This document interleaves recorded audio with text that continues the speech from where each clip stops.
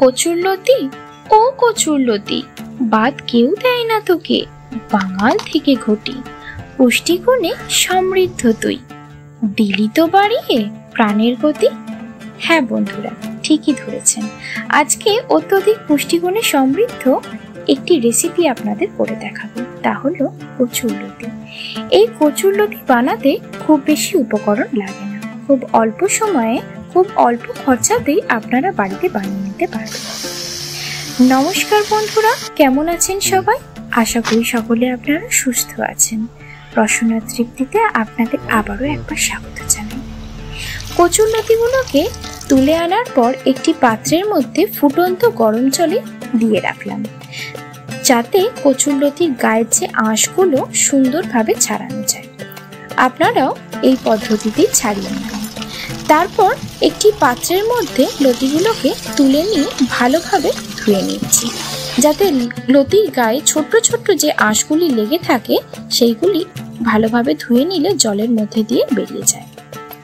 এরপরে রান্নার জন্য আমি নিয়ে নিয়েছি কালো জিরে, শুকনো লঙ্কা, নুন, হলুদ, চিনি, পেঁয়াজ কুচি, লঙ্কা আর রসুন কুচি।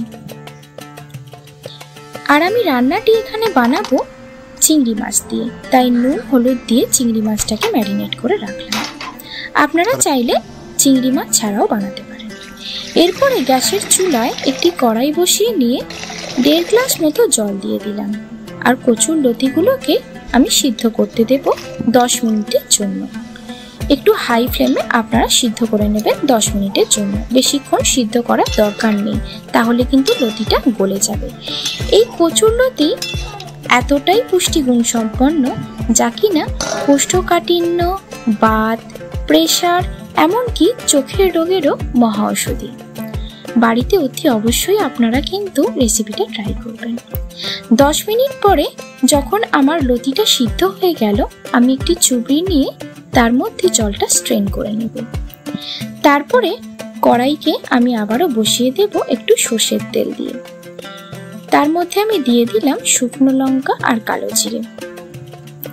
যখন এই শুকনো লঙ্কার কালো জিরেটা ভালোভাবে একটু তেতে যাবে, তার মধ্যে আমি দিয়ে দেব কিন্তু রসুন কুচি। এখানে আমি 6 থেকে 7টি রসুন কুচি ব্যবহার করেছি। তারপরে তাতে আমি দিয়ে দেব আগের থেকে ম্যারিনেট করে রাখা চিংড়ি মাছগুলো।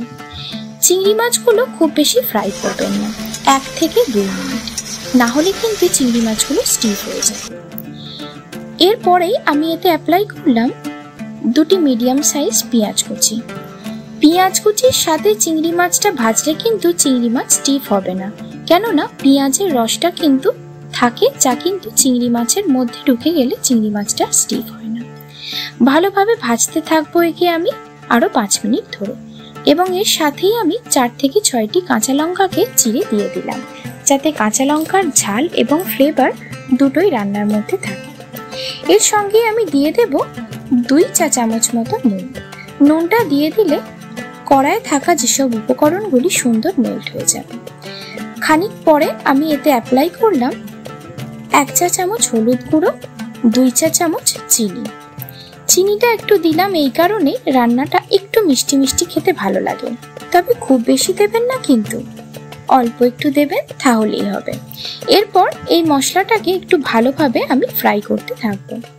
যখন সুন্দর টেক্সচারটা এসে যাবে ঠিক এই রকম, তখন আমি এতে দিয়ে দেব কচুরলতিগুলো, যেগুলো আগে থেকে সিদ্ধ করে রেখেছিলাম। এবার একে আমি ভালোভাবে নাড়াচাড়া করব। এর সাথে আপনারা যদি চান অল্প একটু জিরে গুঁড়ো দিয়ে দিতে পারেন, খেতে তাহলে আরো সুন্দর লাগবে। ভালোভাবে একে আমি চাপা দিয়ে দিয়ে ভাজতে থাকবো, তাহলে লতির মধ্যে থাকা জলগুলো একটু বেরিয়ে যাবে আর রান্নাটা খুব সুন্দর সিদ্ধ হয়ে যাবে। 5 মিনিটের জন্য ঢাকা দিয়ে এইভাবে আমি রান্নাটা করে নিলাম। তারপরে এইভাবে একটি পাত্রের মধ্যে কচু পাতা লাগিয়ে তার উপরে আমার এই কচুরলতিটাকে তুললাম। তারপর গরম গরম ভাতে কচুরলতি, সঙ্গে একটু গন্ধরাজ লেবু, রান্নার স্বাদ তো একদম দ্বিগুণ হয়ে যাবে।